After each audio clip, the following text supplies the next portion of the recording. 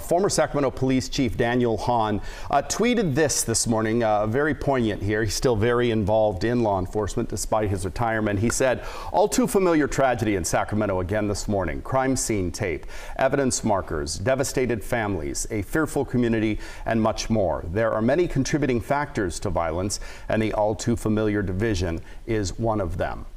Joining us, and he goes on to say, I wasn't sure if we were continuing. "The violence we see daily in some of our often forgotten neighborhoods, not just our downtown core. History shows us the pendulum will swing to a heavy law enforcement solution. Crime will eventually go down, and then the pendulum will swing to the other extreme. This is not new."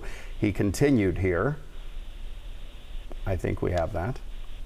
There we go. That was the complete tweet there. On the phone now is former Sacramento Police Chief Daniel Hahn.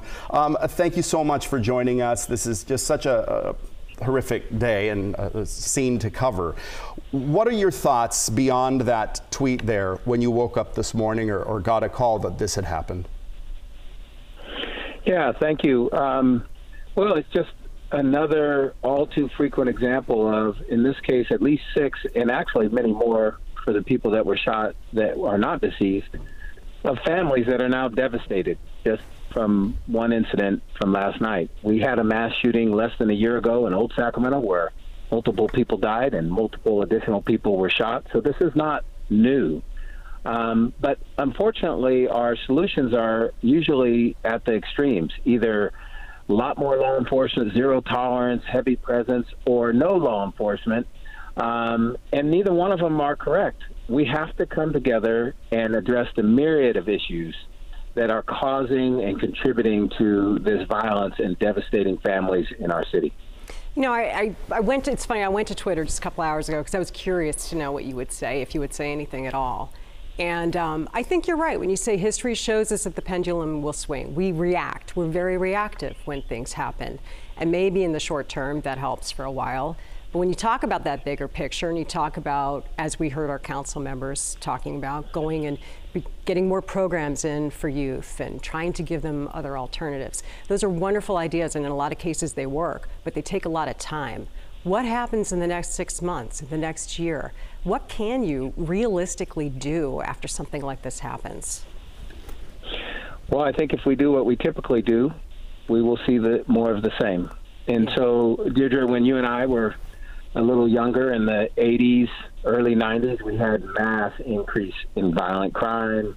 We had the crack epidemic, and we got tough on crime, zero tolerance, 3 strikes, all those sort of things, and crime dropped precipitously over the next following decades. And now we're ended up where we're at now, where we're saying, let's remove law enforcement, let's have less accountability, let's have less. And so now crime is going back up. So we're already seeing people call for the same thing that they called for in the late 80s, when the reality is it needs to be a collaborative approach where you work together with social services, the neighborhood community groups, you address poverty and education and all the things in our community that we've known for years are lacking. And in addition to that, law enforcement needs to make some changes and evolve and do all those sort of things. But neither one include the extremes. No law enforcement or only law enforcement. Mm-hmm. That's how we continue to go down this road. So if we collaborate and build processes where we give people, we help people with what they need, then we'll have a lot less incidents where they're willing to settle their differences, whatever those may be, with gunfire in the middle of the street, where I'm sure we'll hear that there are people that were not involved in whatever the disagreement is or was that got shot. Yeah. You know, when we look at this crime scene and you see all the things on Twitter and people posting videos, and, you know, some of the videos you don't even know if that's actually happened in Sacramento. You know, we won't put them on the air until we confirm that, yes, in fact, that was part of this crime scene here. When you talk about battling violent crime, you know, gangs can be involved. You could have, you know, a crime of passion. You could have, you know, things get out of hand in a fight, something like that. I mean, there's so many different avenues violence can play out. That poses a big challenge for law enforcement, I would think, correct? Yes, and you'll need there's a difference between short-term response and long-term response, right? So we'll probably see additional officers downtown. That's a short-term response. That's not the solution, but that's to help people feel safe when they go to concerts or go out downtown, because surely people are going to consider this when they think about going downtown for a function, which is horrible for our city. These things also happen in our neighborhoods every day. And so gangs is a result of something lacking in our society. So you need the immediate enforcement, but gangs fill a void in our communities, sense of belonging, family, and those sort of things. So whenever you see gangs are thriving and they're really involved in violent crime and increasing, that should tell us all there's something missing in our community. There's something missing in our society that we need to address that will starve out gangs. Do you think after the last couple of years with everything as a society that we've been through, this stuff is just, it's easier for it to happen? You know, I mean, look at everything that's happened in this city and in cities across the country. Everything that people have been through. I hear this over and over again, Daniel, like people are different right now. There's a thing right now people are struggling with. Is that also part of this, do you think? Oh, yeah, I think there's a lot of contributing factors. But the last couple of years with the social justice movements and unrest, the COVID, all these things happening at the same time, I think it's a very big contributing factor where, you know, companies are looking for employees. It's harder to find police officers. It's harder to find work. Education has taken a step back during COVID and all these things. It's all these contributing factors. And again, where we make the mistake is we often try to find a simple solution and blame it on one causal factor, and neither one of them are true. Yeah. Yeah, that's good information there. Let me ask you about just the direct crime scene here. We've heard from multiple sources that, you know, because there's so many victims, you know, and we've seen the number of casings on the ground with those little red and blue markers, things like that. Talk about how law enforcement approaches, and you know, a scene like this, a mass shooting.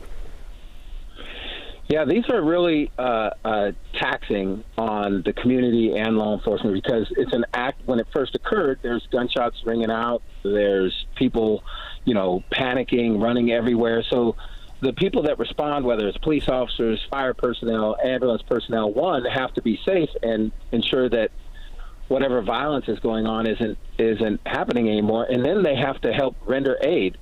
At the same time, they're trying to preserve the crime scene and preserve evidence so whoever is responsible for this, when it goes to court, can be held accountable because the evidence is there to protect it. So it's a very active scene typically with a lot of challenges, and all the while families are trying to get information whether one of their loved ones was one of the people hurt or not. Because you imagine if you ran out, left your purse behind or your wallet behind or your phone behind, you can't contact your family right away. And they're probably panicking when they hear about a mass shooting where they knew you were at. Yeah. You know, I got up this morning and turned on the phone and I see headlines in national papers that I look at first thing in the morning, and all I see is mass shooting. And in my head, I said to myself, where was it this time? And I read 3 more words and I saw Sacramento. I'm like, oh, you know, I mean, it's like a gut punch to know that it's not that it doesn't happen everywhere. And like you brought up, you know, we had this in Old Sac last year, but boy, it hurts when it's your hometown, doesn't it? Absolutely. You know, I've received a few texts saying, aren't you glad you're not the police chief? And although I am very happy with the decision to retire and I'll never be a police chief again, part of me does want to be there when my city goes through something like this. And it's just, you know, I know we're all kind of homers here in Sacramento that are from here and love this city, but it really is, if you pay attention to the news across our country, it can happen anywhere. It can happen in a small city, a big city, a medium city, and it's why we all have to be thinking about the well-being of all people in our city, and we have to consciously force ourselves to do that. You know, guns, polarizing topic for sure. You know, do the guns kill people? People kill people. The governor coming out today and his saying, you know, it's the continued gun violence we see across the country. What role does gun control play in solving issues like this, or does it? Well, it's like I say, we get into this argument whether we need a ban on guns or stricter law on guns or free fall for guns. Guns is one of the issues. amongst hundreds of issues that causes violent crime. So if we banned all sales of guns, we'd still have gun violence. People would still be able to get guns. So it's just one of those things. Guns are very easy to obtain in our city, but if you look at places like Chicago, arguably one of the strictest gun laws in the country in Chicago, and they probably lead the country in gun violence. So that by itself is not the answer. But again, collectively, if we think of this together and we work out a collective, holistic solution that involves all sorts of people, social services, law enforcement, gun laws, all these sort of things, I think we would do a lot better than the divisive way we go about it now. There's this sense of freedom sometimes when you leave a job to be able to kind of say things that you know where I'm going, to be able to say, what you think should happen. So you're not the chief right now. What do you think should happen? Well, I keep harping on the division, and that's what we typically talk about, see? And so we get so tied up in fighting whether we should have more law enforcement do the same old, or no law enforcement and replace it with community groups and social services. And we spend all our time talking about that instead of real solutions and coming together and working together.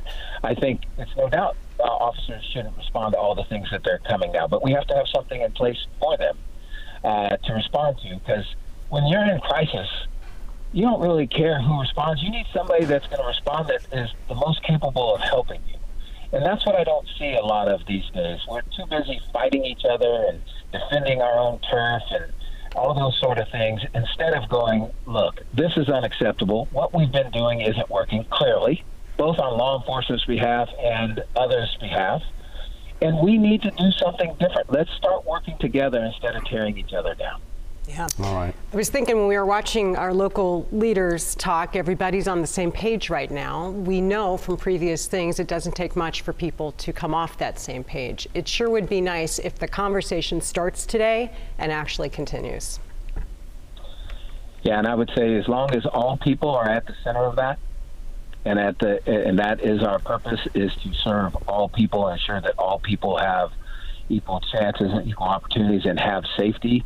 I mean, we have neighborhoods that are not as safe as other neighborhoods. That should concern all of us. Yeah, and we have a lot of parents who are going to be grieving children who were killed, regardless of their age.